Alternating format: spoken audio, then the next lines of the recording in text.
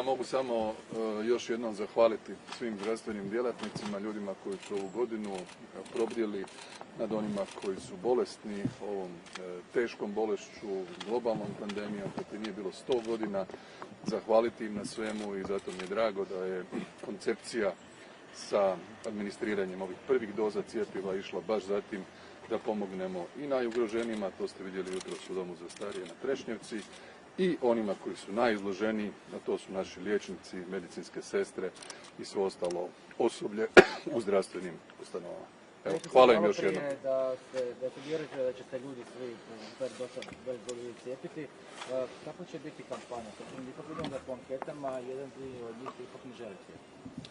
A hoće, ljudi su razumni. Ja sam rekao na početku, dok nemamo lijeka i dok nemamo cjepiva, moramo koristiti metodu protuepidemijskih mjera. Te protuepidemijske mjere imaju svoja određena pravila. Kada su one u primjeni, pati naš način života, pati ekonomija, pati financije. To je jasno globalno svima. Sada je ovo, kao što su rekli danas kolege, moćno oružje na raspolaganju.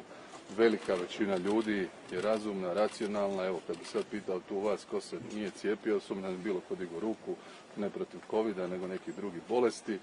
Još jednom respektirajmo napor znanstvenika, istraživača koji su zaista u izrazito kratkom roku pronašli cjepivo za ovu novu bolest koje prije nije bilo. Prema tome, dobro da ide postupno, dobro da idemo po ciljnim skupinama i vjerujem da će, kako vrijeme bude odmicalo, ne samo kod nas, nego i u Europi i u svijetu, ta svijest o cjepivu rasti i da će se najveći broj građana procijepiti. Možda jedan dio neće, ali to je tako. Predsjednika Milanovića niste zvali u protokol? Pa on je obaviješten o ovome, znao je danas da se događa, iskomunicirali smo da je ovo sada trenutak da cijepimo najugroženije, tako da je sa svim u tijeku. Nije vam zasmetala fotografija gospodina Capaka na kutiji s cjepivima? Pa gledajte, imate u životu ono što je bitno i imate ono što je trivijalno. Ja znam da je subota, da je bio neradni dan, da ima puno ljudi koji nemaju što drugo činiti.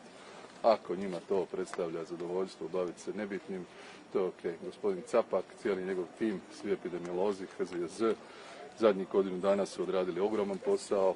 Sretni smo što je cjepivo došlo, zadovoljni smo i on ima moju podršku, podršku vlade i nastavit će raditi svoj posao. Hvala kolege.